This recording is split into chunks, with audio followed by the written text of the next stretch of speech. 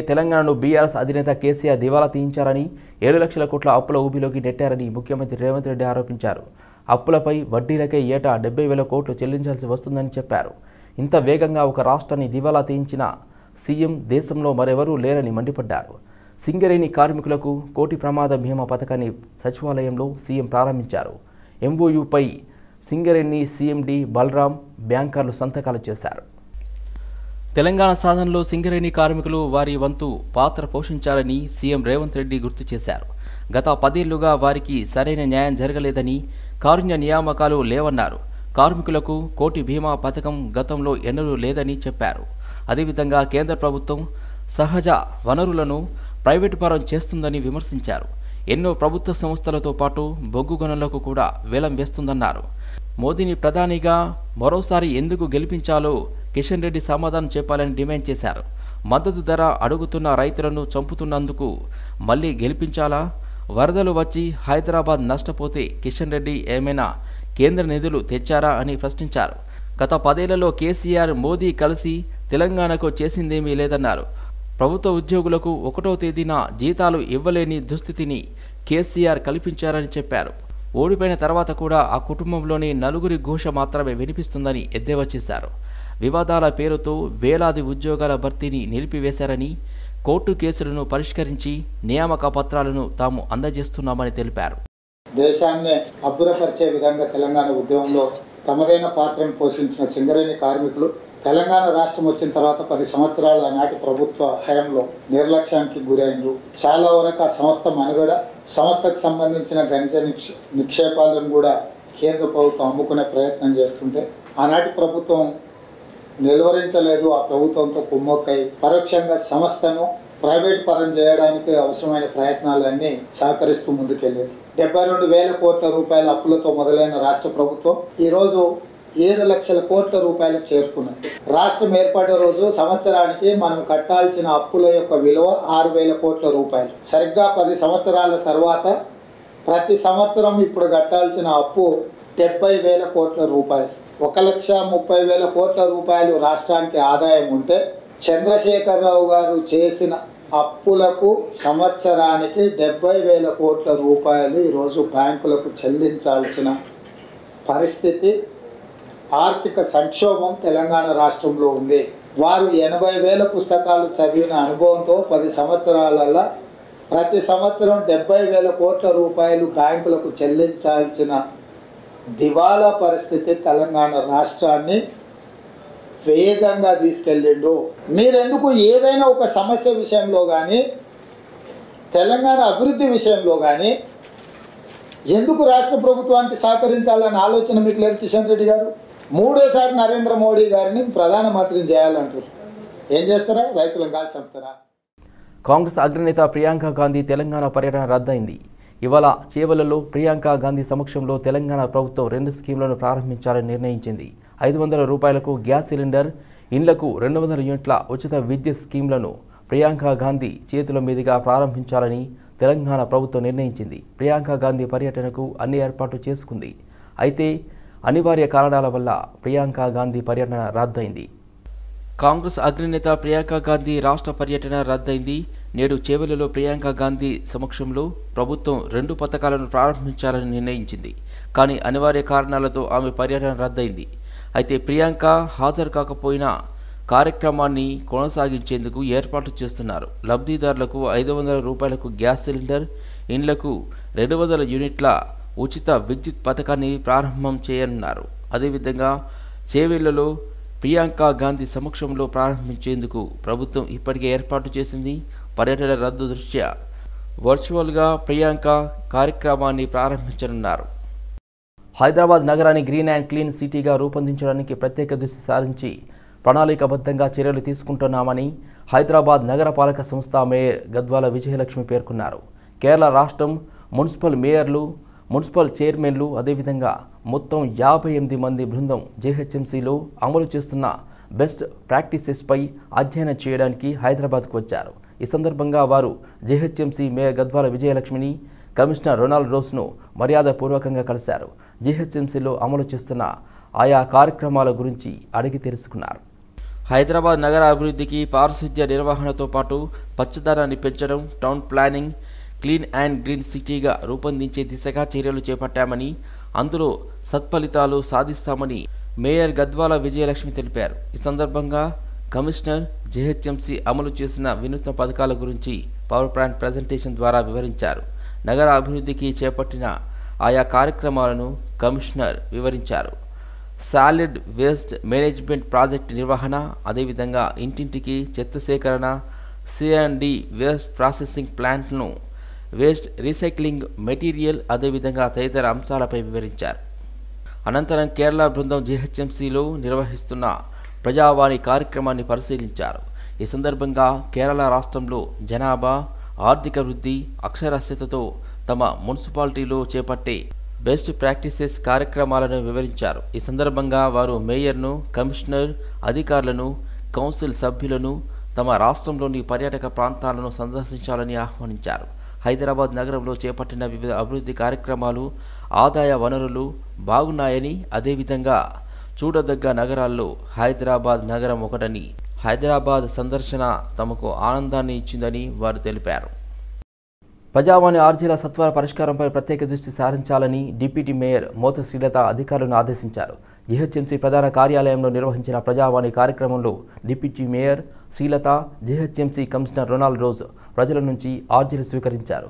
ప్రజావాణికి వివిధ ప్రాంతాల నుంచి వచ్చిన ప్రజలు తమ సమస్యలను మేయర్తో పాటు డిప్యూటీ మేయర్, కమిషనర్కు విన్నవిస్తూ ఆర్జీలను అందజేశారు. హైదరాబాద్ నగరంలోని ప్రజలకు తమ సమస్యల పరిష్కారం కోసం ప్రజావాణి కార్యక్రమం హెడ్ ఆఫీస్, జోనల్ సర్కిల్ కార్యాలయంలో ఏర్పాట్లు చేసినట్లు, వచ్చిన విన్నపాలను వారం రోజుల్లోగా పరిష్కరించాలని అధికారులకు ఆదేశాలు జారీ చేసినట్లు తెలిపారు. అదేవిధంగా వ్యక్తిగత సమస్యలపై ఎక్కువ విన్నపాలు వస్తున్నట్లు వివరించారు. సమస్య పరిష్కారం అయినట్లు, అదేవిధంగా ఆర్జీదారునికి లేఖాపూర్వకంగా తెలియజేసినట్లు కమిషనర్ పేర్కొన్నారు. ఈ సందర్భంగా హెడ్ ఆఫీసులో వివిధ శాఖలకు సంబంధించిన 70 విన్నపాలు రాగా వాటిని సంబంధిత అధికారులకు పరిష్కారం కోసం పంపించారు. అదేవిధంగా జోనల్ సర్కిల్లో కలిసి మొత్తం 87 విన్నపాలు అందగా మొత్తం 157 విన్నపాలు అందాయని తెలిపారు. ప్రజావాణికి ముందుగా commissioner Ronald rose phone, Instagram ద్వారా నగర ప్రజలు తెలియజేసిన సమస్యలను పరిష్కారం కోసం సంబంధిత అధికారులకు ఆదేశాలు జారీ చేశారు.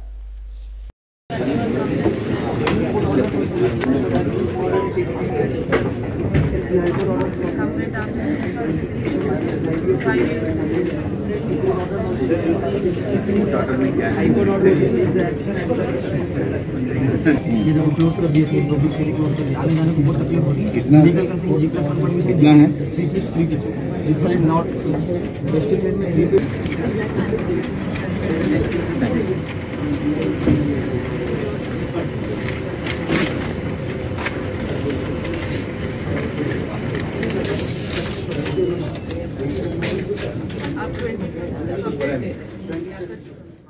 ప్రధానమంత్రి కౌశల్ వికాస్ యోజన ద్వారా గచ్చిబౌలిలోని ఇంజనీరింగ్ స్టాఫ్ కాలేజ్ ఆఫ్ ఇండియాలో యువతకు ఉపాధి శిక్షణ కార్యక్రమం ప్రారంభించారు.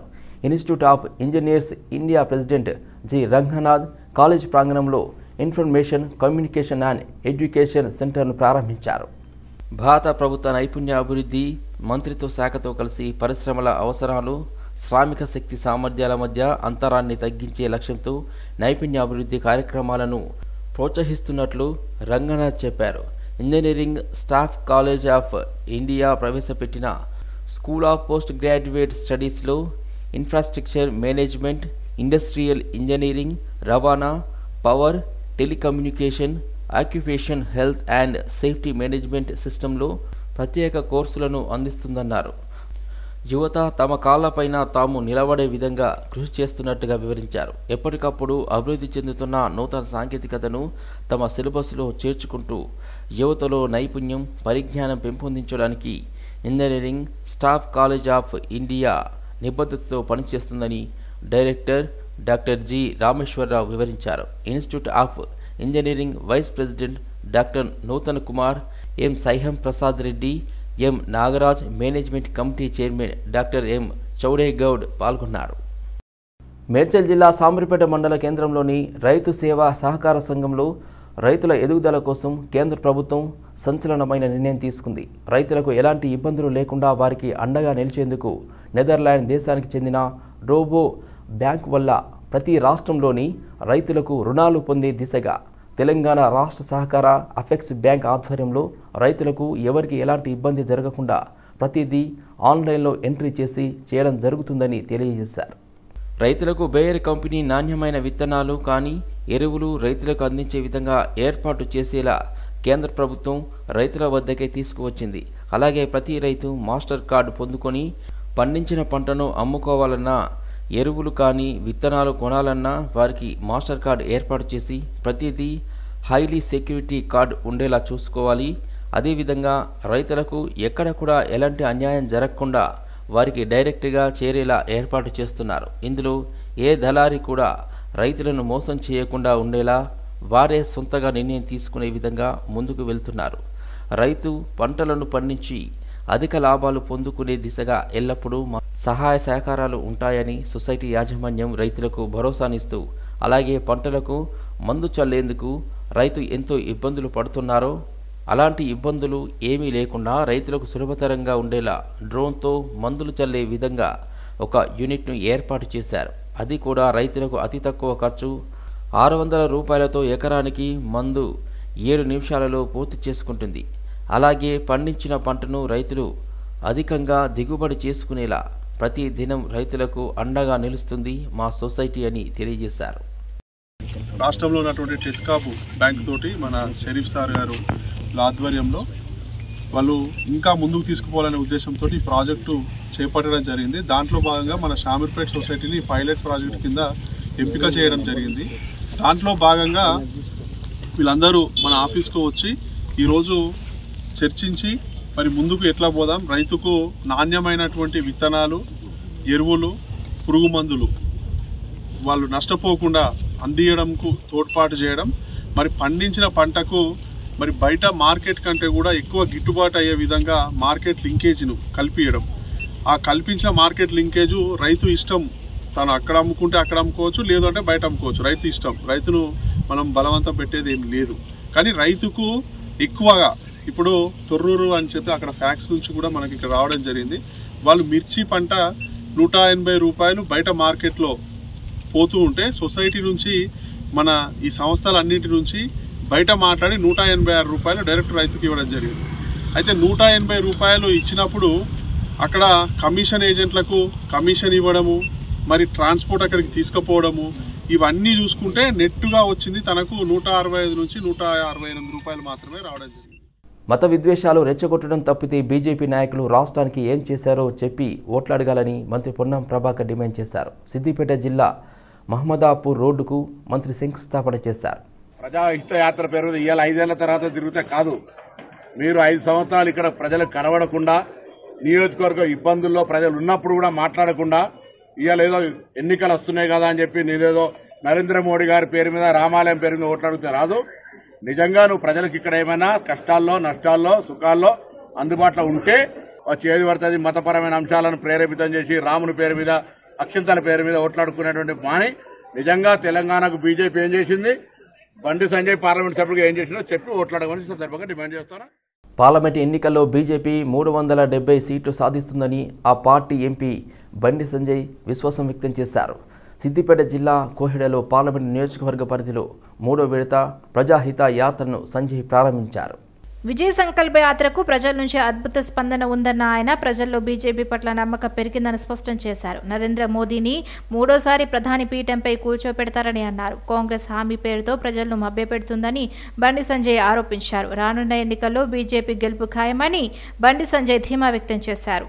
100 రోజుల చేస్తానది నువ్వే, మేము అడిగిరా 100 రోజులు చేయమని మీరు అడిగిరా? చేస్తానది వాళ్ళే 6 గ్యారెంటీ 100 రోజుల పాటు మేము ఏదైనా చేస్తామన్నారు. చేయాల్సింది మీరే. 2 ఇచ్చి ఏదో బిస్కెట్ వేసినట్టు వేసి మళ్ళా ఓట్లైంది.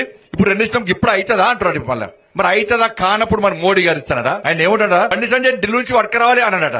మరి నువ్వేం చేయాలి, ఢిల్లీ వాళ్ళు పైసలు ఇస్తేనే ఈ 6 గ్యారెంటీలు అమలు చేస్తామని చెప్పాలి. మరి చెప్తే ప్రజలు అప్పుడు ఓటేస్తాడు నీకు. మోడీ లెక్కనే నేను మోడీ గారు చాలా పెద్ద పేదోడు కాబట్టి పేదోళ్ళ కష్టాలు తెలుసు కాబట్టి గిల్లిచ్చారు. మరి దయచేసి ఆలోచన, ఎవరికి ఇవి మోడీ ఎన్నికలు, ఇవి దేశానికి సంబంధించిన ఎన్నికలు. వాళ్ళ నరేంద్ర మోడీ గారు ప్రధానమంత్రి కావన్నా లేకుంటే వాళ్ళు రాహుల్ గాంధీని ప్రధానమంత్రి చేస్తామని చెప్తలేరు. మరి పెట్టుకొని రాహుల్ గాంధీని ప్రధానమంత్రి చేస్తామని చెప్పుకుంటారు. మరి తిరగలేదా?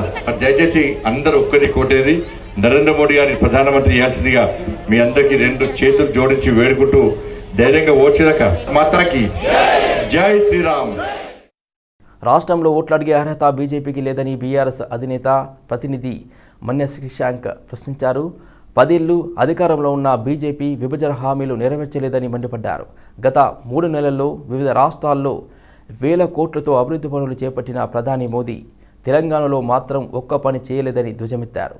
కేంద్ర బడ్జెట్లో రాష్ట్రానికి ఏమీ రాకపోతే కాంగ్రెస్ కనీసం స్పందించలేదని దుయ్యబట్టారు. భారతీయ రాష్ట్ర సమితి లేకపోతే పార్లమెంట్లో తెలంగాణ గొంతు మోగబోతుందని శ్రీశాంక్ వెల్లడించారు.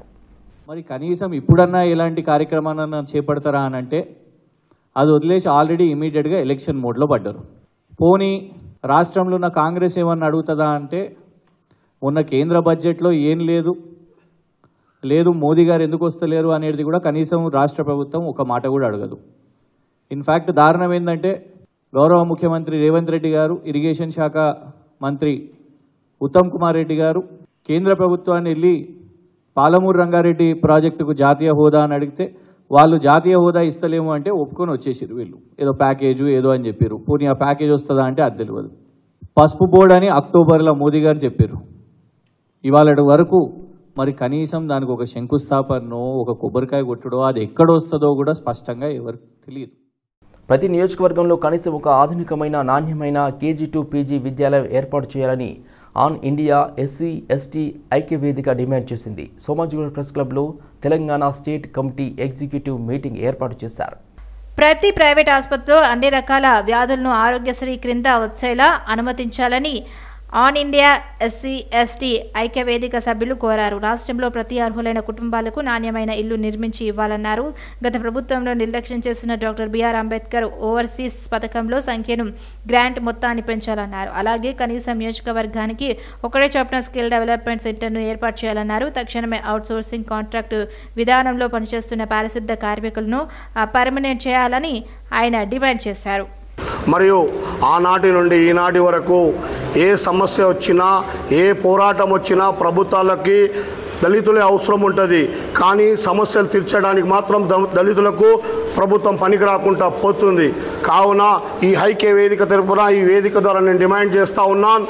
గతంలో కూడా తెలంగాణ రాష్ట్రం రావడానికి SC/ST బీసీలు మైనార్టీలు ప్రాణాలు కోల్పోయి రాష్ట్రాన్ని ఏర్పడే వరకు కూడా తెలంగాణ ముఖ్యమంత్రి కేసీఆర్ గారికి అనేక విధాలంగా వాళ్ళని రిక్వెస్ట్ చేసుకున్న దళితులకు ఏదో రకంగా గుర్తింపు ఇవ్వండి, అన్స్కిల్డ్ ఏర్పాటు చేయండి, ₹1,00,00,000 బేషరతుగా ఇవ్వమన్నా కూడా, ఉద్యోగాలు ఇవ్వమన్నా, మాకు 3 ఎకరాల భూములు ఇస్తా అన్నా కూడా ఇవ్వకుండా అన్ని విధాలంగా మా నోట్ల మన్ను పోసి మమ్మల్ని అన్యాయం చేసి తప్పించుకున్నాడు. కాబట్టి మేము ఇప్పుడు రేవంత్ రెడ్డి గారిని కొత్తగా ముఖ్యమంత్రి అయిన రేవంత్ రెడ్డి గారిని ఈ వేదిక ద్వారా అడుగుతా ఉన్నాం, డిమాండ్ చేస్తూ ఉన్నాం. మా దళితులకు 3 ఎకరాల భూమి ఇవ్వండి, మాకు ఉద్యోగాలు ఇవ్వండి, KG నుంచి PG వరకు చదువునివ్వండి. ప్లస్ మా పిల్లలు విదేశీకి వెళ్తున్నారు. అంబేద్కర్ ఓవర్సీస్ స్కాలర్షిప్ కింద 20 లక్షల రూపాయలు ఇస్తున్నారు. ఆ 20 లక్షలు సరిపోక విదేశాలలో మా పిల్లలు చాలా ఇబ్బంది పడుతూ ఉన్నారు.